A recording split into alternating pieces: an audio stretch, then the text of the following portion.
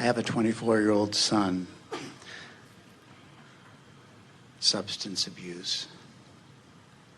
Now, he's sober, and he's 24 years old, and has a mind of a 14-year-old. There was a moment last week, because he's going through the Alcoholics Anonymous 12-step program. He came to my home and did his 9th step, which is an amends step. And I looked at his face as he said he was sorry about being defiant, and said he was sorry about just taking what I gave him and throwing it away. And I saw that face of innocence. And I felt really for the first time in so many years that here he was, that I saw him for what he is. We're going to begin by saying to you that nothing is as it seems. And that while those people in the program and those people promoting that, and even you as you sat there and received his admission of his wrongdoing and his apology for what he had done wrong, every bit of that admission step 9 phase is outside the vortex. So outside the vortex that there is a sucking sound. We are surprised it doesn't make a black hole in the universe. It's that outside the vortex. And the reason that it feels even a little bit good to anybody is because you've had a lot of outside the vortex moments that it is somehow rendezvousing with. In other words, when you see someone doing wrong by your perspective, and they keep doing wrong, and they keep doing wrong, and they keep doing wrong, and you keep watching them doing what you think is wrong, you're outside the vortex watching them have the experience. And then when they apologize to you, the only reason that it could possibly feel even the slightest bit good to you is because you're already outside the vortex. We promise you that when you are inside the vortex, in tune with who you really are, and your child or anyone comes to you groveling or apologizing or focusing upon their inabilities or their ineptness or their wrongdoing, you would feel an enormous discomfort as they sucked you right out of your vortex. In other words, it is so backwards. You cannot humiliate a person back into the vortex. You cannot criticize a person back into the vortex. You cannot apologize your way back into the vortex. This is all so outside the vortex stuff. So what happens is, now, we acknowledge that there is a whole civilization living outside the vortex. People who are looking at manifestations and putting them into good piles and bad piles. And certainly in that outside the vortex world, sober would be in a good pile, and out of control and drunk would be in the bad pile. In other words, we get it that as you are outside the vortex making your little piles, that there are certainly behaviors that you would want to orchestrate and dictate and enforce. The problem is you can't do it. There are too many moving parts. In other words, you cannot control the uncontrollable. So there are some people, and your son is absolutely one of them, who came forth with such a determination to be inside the vortex, who was introduced to a world, and we're not talking about his interaction with you, we're talking about his interaction with life, a world that almost demands of children to get outside the vortex. Almost, parents say, come over here and listen to me, when their natural instinct is to stay in the vortex and think good thoughts. The teachers find criticism. They are stacked up, even though they have come with enormous diversity in terms of their intentions and interests and reason to add to the balance of life. And they are told, these are the things that you should learn, and these are the things that you should do, and these are the things that you shouldn't learn, and these are the things that you shouldn't do. And there are so many children who were dragged out of their vortex, who found the only solace or relief from it in drugs or alcohol, because it was the only time that they could distract themselves enough from the thoughts that were going on out there in a whole world that seems to be satisfied to live life outside the vortex. Really, really sensitive beings have a hard time with that, and so they'll do almost anything they can do to soothe the out of the vortex feeling, you see.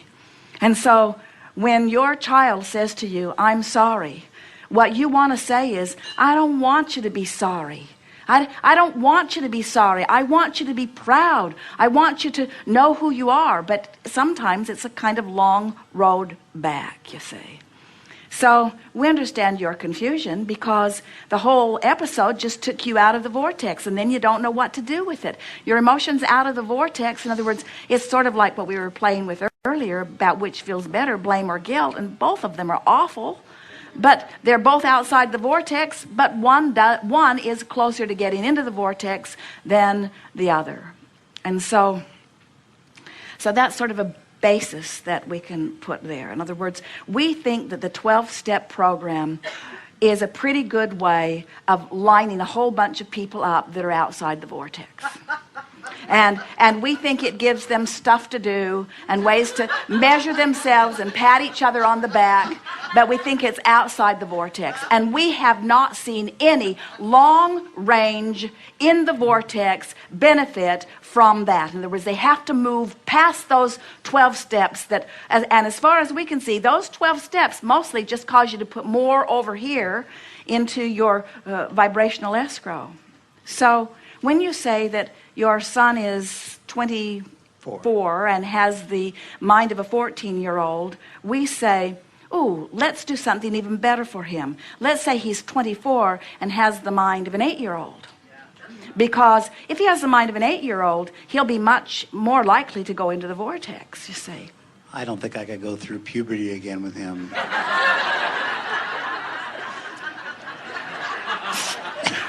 Yeah.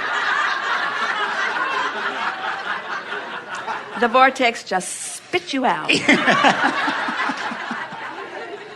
Well, we know that you're having fun with it, but here's the thing. If we were standing in your physical shoes, in any of your shoes, who are parents, we would have one intention only regarding our children, and it would not be about that outside the vortex lining up all the right behaviors and wrong behaviors and then trying to dictate or encourage or even entice them into those behaviors. Our one and only intention relative to our children would be, you are none of my business. And I and my relationship to the vortex is my entire business. And then, like our friend earlier, who gave us such a wonderful rampage from inside the vortex, we would use anything that we could, staying off the subject of anything like that is hard for you to get into the vortex, until we had shown ourselves that we could be in the vortex, consistently in the vortex. And then we would, piece by piece, thought by thought, reintroduce ourself, our aligned, in vibrational alignment with source self, we would reintroduce that self to our son. Just thought at a time, piece at a time, until you are standing firmly inside the vortex, seeing your son through the eyes of source. Now that's a program that you just will not believe what that will accomplish, because what you'll do by holding your son as your object of attention while you are in that vibrational alignment with who you are, you will activate within him, by virtue of your consistent attention to it, things that he's forgotten about himself. And as that happens, he'll join you in the vortex, and when the two of you are in there together, he will not apologize. I got it. When the two of you are in there together, you'll revel in all that you've lived. You'll bless your step one moments. You'll feel exhilarated about how far you've come. You will embrace the contrast of life. You will see each other as you really are. You will allow each other to be who you are. You'll discover the natural love that the source within you feels for him. I say. And you'll teach him your relationship with the vortex. In time, you'll be able to explain to him, there was a long time that I could not focus upon, we hear your beeper. There was a long time that you could say to him, there was a long time that I could not focus upon you and feel good at the same time. But it was my failing, not yours. Yes. Because it is not your job to stand on your head in any way. It is not your job to conform with the crazy, mixed up, moving all about, manipulative, economically driven laws of this time-space reality in order to please them or anyone. There are greater laws that we are here adhering to. Yes. And then you say, then I got in the vortex. I had to not think about you to get in there. I reunited with who I am. I rediscovered the source within me. And then I got a glimpse of you, and I remembered who you are. And I understood why you gravitated to alcohol, because you could not stand the discomfort that you were feeling outside the vortex. If there was anything that I wish for you, son, it is that I knew about the vortex in a more deliberate, concentrated way so that I could have planted myself firmly in there and maybe coaxed you in sooner. But I have no regrets, because here we both stand inside the vortex with all of this life experience that has given us all of this stuff. We are both bigger and better and more because of it.